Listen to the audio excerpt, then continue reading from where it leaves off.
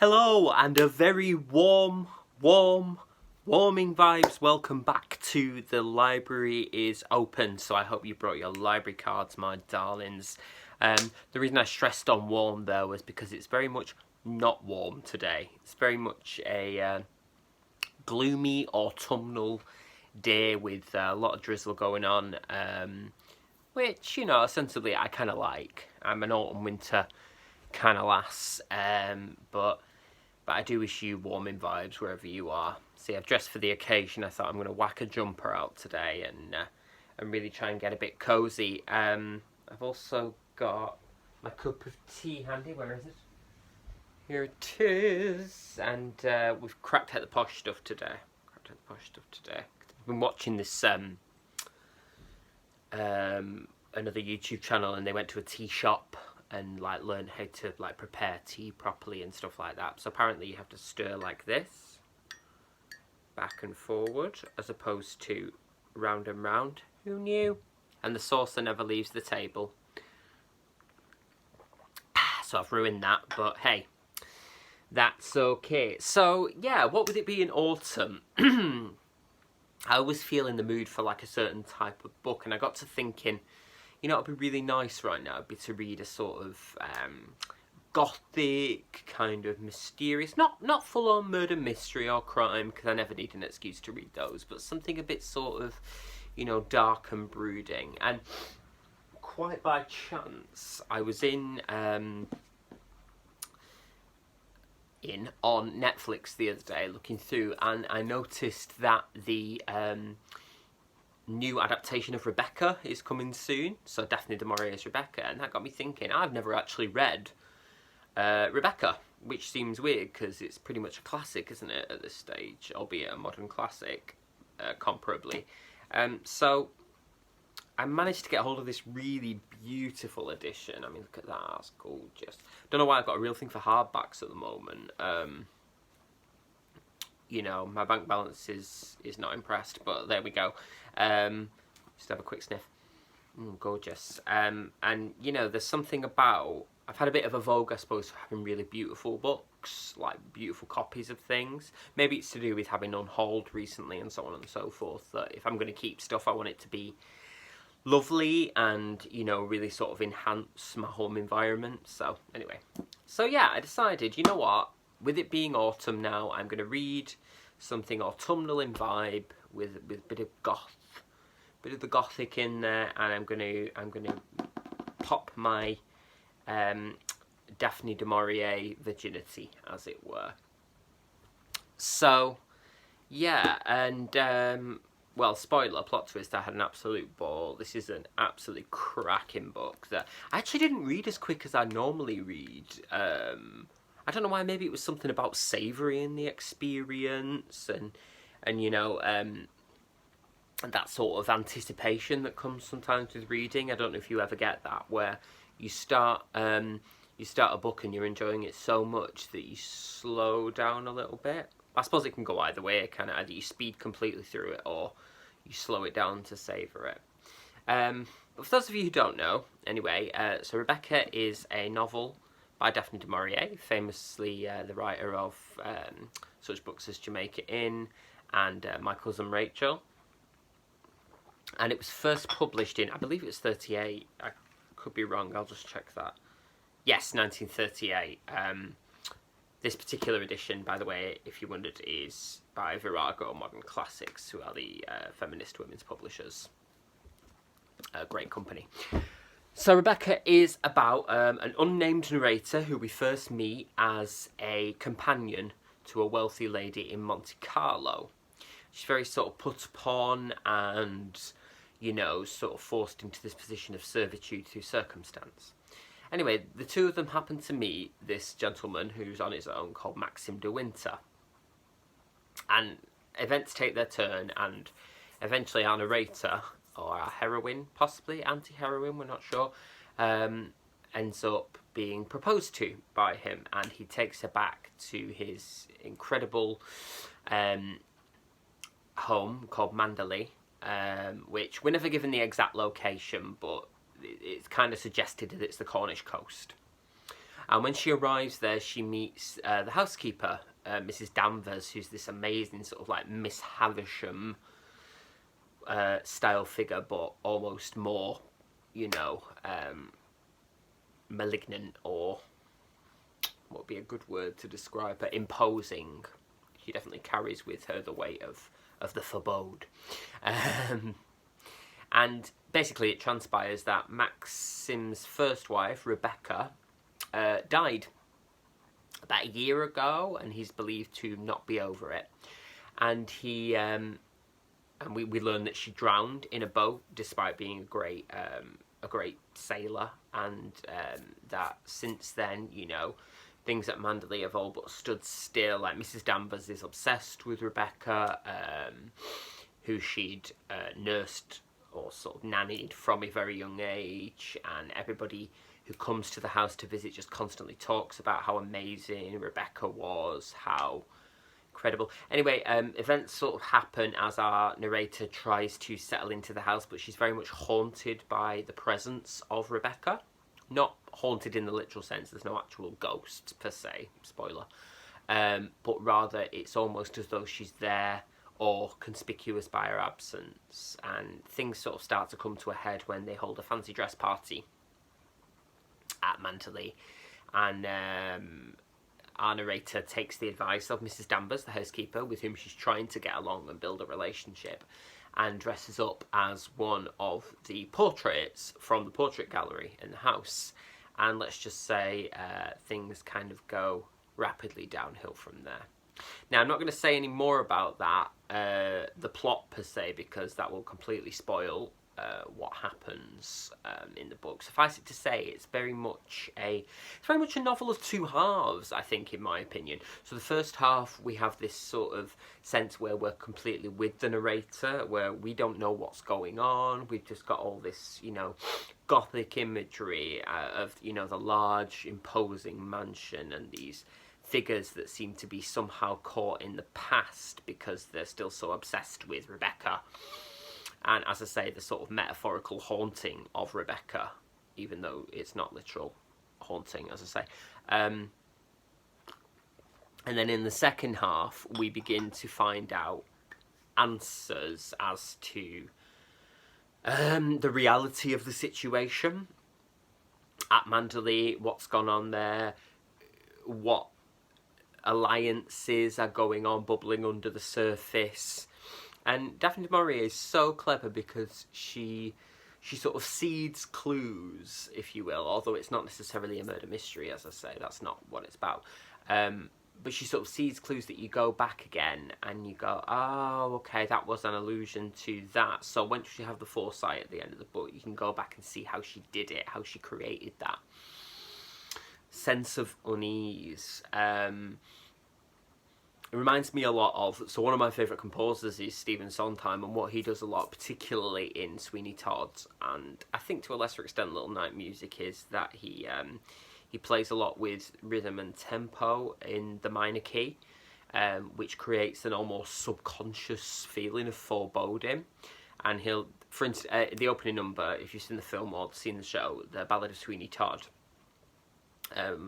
the introduction sort of raises and then drops back into minor over and over again. It's almost like you don't notice it until you're aware of it, but what he's actually doing is raising you and then dropping you back again, so you get this sense of being constantly a little bit discombobulated, which is of course how the character feels in this novel, and also how we subsequently as readers feel. You know, Rebecca's a fascinating novel in many ways from the way that it's sort of set up, but like I've kept saying our narrator, that's because we never actually find out her name, who she is, or you know, where she came from or anything. Details are very sparse. And this particular edition, I got a lot from reading things that I'd sort of been maybe subconsciously thinking about, but they were sort of put down on paper by Sally Bowman, who writes an essay at the end, a sort of afterword, if you will, where she talks about, you know, the context of the novel and when it was written, why it was written, what Daphne du Maurier was doing with, you know, the storytelling techniques that she employs. And actually, it's fascinating because Rebecca is such this huge figure in the novel. It's almost like she subsumes the narrator, who's the second wife. So she's almost devoured by her memory, so much so that she's not even allowed an identity to either herself or to others. She's just the second Mrs. De Winter, basically, which is, I think, makes a really interesting comment as well about, particularly at the time, the role of women. So we're just sort of about to get to World War II when this was published, and, obviously the advances that were made by, through necessity, the women's movement on the home front and so on and so forth. Not that that necessarily translated into an amazing deal for them afterwards. And, indeed, women's rights are things that we still fight for now. But, so there was this sort of, I guess, sense of Daphne du Maurier sort of mirroring the fact that when our character married Maxim de Winter, any personality she had was consumed by it, because he's a palpable force in this novel in terms of we're never quite sure what he's thinking, and he has this quite titanic personality that almost seems to suck the life from the second Mrs. De Winter. Sounds strange to say that, doesn't it? This is how weird it is to discuss it because she has no name. So it's a very clever trick, really, and another one of those that sort of puts you on your guard straight away, because to know someone's name, to name something, or to name someone is to understand them a little bit, or to have a little bit of power or equal footing with them. And when you don't, you're kind of flailing in the dark. And as she is flailing in the dark. Another great thing that I think Daphne du Maurier does in the book is, just get comfy there, apply that kind of trope in fiction where the location is a character in itself. I mean, Manderley is, this, it's almost a sentient being in terms of what it represents to the reader and to the characters, and it's, it has this sort of, I don't know, this strange power that it exerts. I mean, everything that Maxim does in the book is motivated by his love for, or maybe not love for, reverence of Manderley. It's almost like Manderley's this sort of disapproving father sat in the background watching over. And that's a great trope of the gothic fiction genre, really, in many respects. This sort of huge house full of secrets that has a strange power that no one can really put their finger on. Couple that, of course, with with Mrs. Danvers, who there's a really shocking scene, actually, that I did not see coming at all between Mrs. Danvers and the narrator, when she sort of shows her hand, as it were, in the sense that her allegiance is firmly with, and has always been with, Rebecca. There are hints sort of dropped through it, and then she finally shows her hand at one point, and I really didn't see coming this sort of really fraught exchange with the narrator and her, when the true sense of who she is comes about. Another, one thing I keep saying, the opening of the novel is probably one of the most famous, I could be wrong or biased, one of the most famous lines in fiction, really. For she opens with, "Last night I dreamt I went to Manderley again." Which for me is definitely up there with it was the best of times, it was the worst of times, so Tale of Two Cities. And it is a truth universally acknowledged that a young man in possession of a good fortune must be in want of a wife. It's Pride and Prejudice. I know I always mention Pride and Prejudice, but I'm not apologising, it's my favourite book. But yeah, so even I, having never read this book before, was aware of that. So there's a lot of lore and popular culture about Manderley, which just goes to sort of show, doesn't it, the incredible power of story and the way that this book must have initially captured the imagination of the reading public when it first came out. So yeah, I think she took a lot of risks in this book, particularly for the time. And and the way she bookends the story from, because we sort of get the impression at the start of the story that we're seeing her in the present, and then we sort of go backwards, and she does that really seamlessly. You almost don't notice that you've gone back in time, and then obviously by the time we get to the end of the book, we see what led to the start of the book in the future, which is really, really smart, and again speaks to that idea of both the house and the presence of Rebecca subsuming our lead character. You know, they're all victims of a very particular mystery, and where the blame or fault lies is very much up for debate, I would say. Very much up for debate. So this was brilliant. I'm really, really glad I read this. I did think, actually, that the adaptation was already on Netflix, so my plan was that I was going to finish the book and then watch the film straight after, just to sort of see how they dealt with it. I'm quite interested to see that. But fortunately, it's not until the middle of September, no, middle of October, I believe. So imagine, I suppose that's something to look forward to, isn't it? To come back and refresh my memory. But yeah, starting as I mean to go on this autumn with some of the gothic kind of canon, I suppose, of fiction, and I don't know, it just feels appropriate and suitable. So definitely, if you haven't read this yet, would recommend. If you don't fancy it in book form, or even if you do and you want to watch it on telly as well, do check out the Netflix series. Pointing at the telly, you see, so you know. Do check out the Netflix series when it comes on, and I think it's 21st of October, but I will link that down below to the Netflix release date and so on and so forth. So those are my thoughts on Rebecca by Daphne du Maurier. Have you read Rebecca? If so, what do you think of it? You know, is it a firm favourite? Did it not work for you? Everybody's different. I'm aware of this, and I always like to hear your thoughts on it.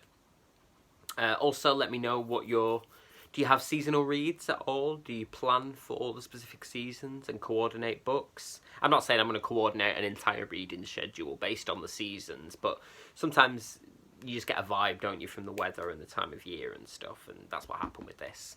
So what are you planning to read this autumn, autumn into winter? What's on your TBR list, as it were? Do let me know. I love your recommendations. I do always check them out and have a bit of a research, and it's great to share knowledge and have this digital platform where we can all have a bit of how was it described the other day in the comments, a bit of a refuge, or an online alternative to meeting in person and sharing a cup of tea and chatting all things books. So yeah, do drop those comments, give me a like if you enjoyed this, or even if you didn't, just be nice to me. Subscribe to the channel if you haven't already. I'd love to have you. For now, let's put your library cards somewhere safe and waterproof. Let's not forget the drizzle. Go and get the kettle on. Whack up a cup of tea or a cup of coffee, depending on what you like. Whack up? Who am I? Get a hot drink going. Crack open your favourite book, and you know, just relax and let yourself be absorbed by a jolly good story. Jolly good again. Whack out. Jolly good story. I don't know who I am anymore, and it's made me sick.